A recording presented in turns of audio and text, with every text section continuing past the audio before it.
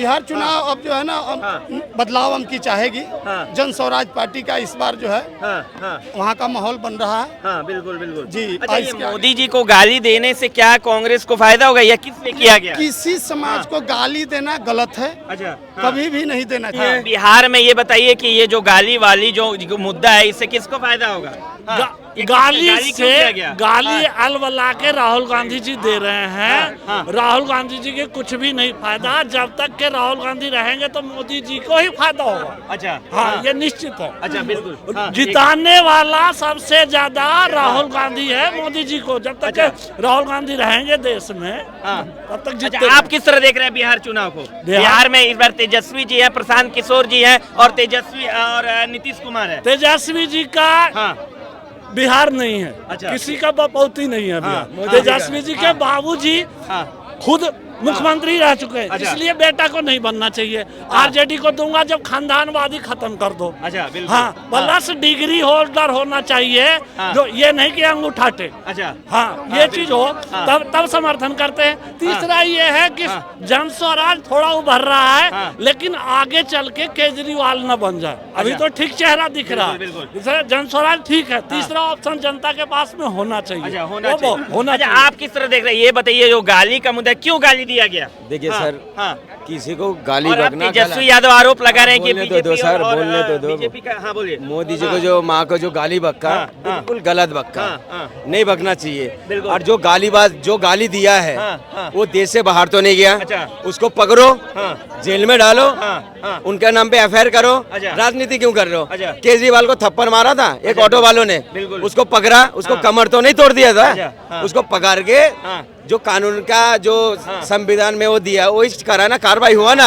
ऐसा आप कार्रवाई करो, राजनीति को नहीं। इसका मतलब क्या हुआ? मेरा माँ को गाली दिया और इसका जो है इसका बदला लेना है। लोग बिहार वालों को कह रहे हैं मोदी जी इसका बदला लेना है। बदला किस तरह से ले?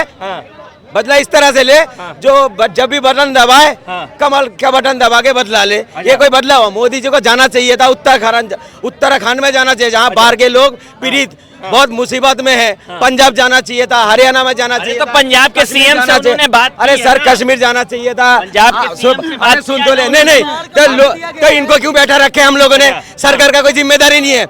अगर पब्लिक ही सारे काम करेगा तो सरकार का घंटा बजाएगा। राज्य सरकार की जिम्मेदारी नहीं है, जिम्मेदारी है, की जिम्मेदारी नहीं है। अच्छा, पहले बात सुनिए। पहले भगवान बेटा का, अरे घर में पहले बेटा का जिम्मेदारी, बाप का जिम्मेदारी होता है। बात बताइए, भगवंत ये जो कहता है मोदी जी हमारा बाप है, कहता नहीं लोग भाई बाप का जिम्मेदारी क्यों नहीं भगवंत? अच्छा, ये बात बताइए, तो भगवंत मान को पंजाब का मुख्यमंत्री क्यों बनाया गया? हुआ पता क्यों नहीं हो रहा? हुआ उनका सरकार नहीं है। मेन बात है अगर उनका सरकार नहीं है ना, अगर सरकार होता ना तो पहुंच जाते। क्यों पंजाब में इसका सरकार नहीं है, कश्मीर में सरकार नहीं है? अरे आप जाके देखो, हालत तो देख लो।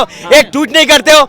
अब अफगानिस्तान में जल आ गया, आपने ट्वीट कर दिया अपने देश के लिए। इसीलिए मैंने बोला था कुछ आदमी होता है घर में मुंह बना के रखते हैं और बाहर वाले लोग सब अच्छे से बात करते हैं। ये कह ऐसा मोदी जी है, बाहर देश में बात करता है, अपने देश में। ये कह रहे हैं कि मोदी जी का जो गाली का मुद्दा है वो उन्होंने गाली पे जो बात की ये फायदा लेने के लिए किया गया, ये कह रहे हैं। तो गाली देना नहीं चाहिए था। अच्छा, गाली को गाली दिए हो तो फायदा तो लूंगा। राजनीति न करनी राहुल गांधी जी को और मोदी जी को। देश तो राजनीति से चलेगा। बिल्कुल या डिक्टेटरशिप राजनीति पार्लियामेंट के अंदर रमेश बिदुरी सुन लीजिए, ये बोला ना संविधान से देश चलेगा। जहाँ से न्याय शुरू होता है उस जगह में खड़ा होकर रमेश बिदुरी कह देता है ओ भरुए, ओ आतंकवादी, ओ कटुए, ओ मुल्ले, तब संविधान में खिलाफ नहीं है। एक महिला को छिनाल बोल देते हैं रमेश बिदुरी। क्या नाम है? ममता बनर्जी को गलत नहीं है। ठीक है, आप इसका बीज किसने बोया था? मोदी जी ने बोया था, तो मोदी जी तो काटेगा ना। ठीक है, आप जवाब सुनिए। हाँ, बोलिए। ये जो गाली बोला है वो गलत है। राहुल गांधी जी को हताश हो गए। अच्छा, राहुल गांधी हताश हो गए हैं। हताश से वो हारने वाले हैं। अब लग रहा है मैं क्या करूं गाली देकर के, इसलिए मुश्किल है, वहाँ दाल नहीं गलने वाली।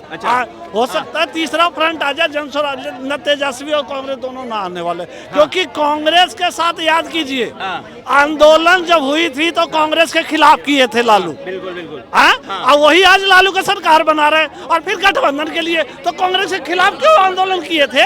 पूछेगी नहीं जनता कि जब तो दोनों उसके खिलाफ लड़ रहे थे। ये जितने भी हैं सारे कांग्रेस के खिलाफ आंदोलन आज कांग्रेस के साथ जुड़े, अर्थात भ्रष्टाचार एक कर रहे हैं। हाँ, बिल्कुल बिल्कुल भ्रष्टाचार एक कर रहे हैं, क्यों? या तो अलग लड़ना चाहिए, फिर बिल्कुल लड़ना चाहिए। कांग्रेस के साथ क्यों मिल रहे हो? क्योंकि कांग्रेस के खिलाफ आंदोलन हुई थी, जेपी आंदोलन में लालू जी उभरे हैं, नीतीश जी उभरे हैं, आज क्यों मिल रहे हो? अगले क्या आप मानते कि ये गाली जो है ये कांग्रेस और तेजस्वी यादव ने फुल टॉस दे दिया है बीजेपी को? वो जरूर दिए होंगे, इसके जांच होने चाहिए। हाँ, जांच होनी चाहिए, गाली नहीं देना चाहिए। तो कभी बीजेपी बिहार की तुलना बीड़ी से हो रही है, कभी गाली चल क्या रहा है? वो अलवला जाएंगे, अलवला रहे हैं, उनके बस की नहीं है। अलवला रहे, राजनीति का जवाब राजनीति से दो। राजनीति का मतलब क्या? कि एक प्रतिद्वंदी को जवाब देना है तो अच्छी तरह से जवाब दो, ताकि उसको बात को बात से काट सके।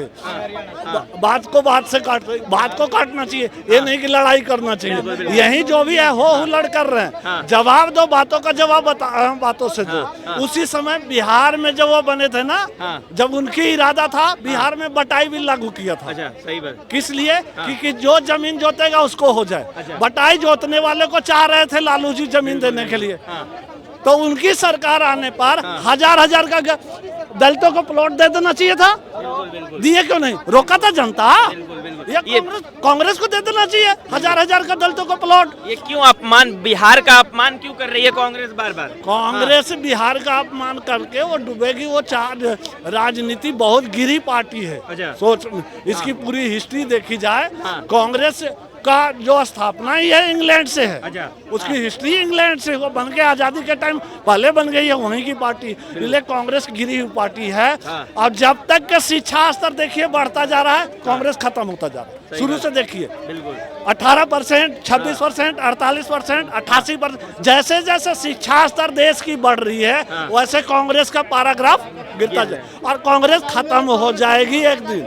कांग्रेस खत्म होने वाली है, ये चलने वाली नहीं है। क्या है, जब तक ईवीएम रहेगी भाजपा के हिसाब से सीटें निकलेंगी। और ईवीएम से कांग्रेस नहीं जीती है? ईवीएम से कांग्रेस जीती है या नहीं भैया? ईवीएम से, इधर आइए अंकल जी, ईवीएम से कांग्रेस जीती है या नहीं? बकवास ज्यादा।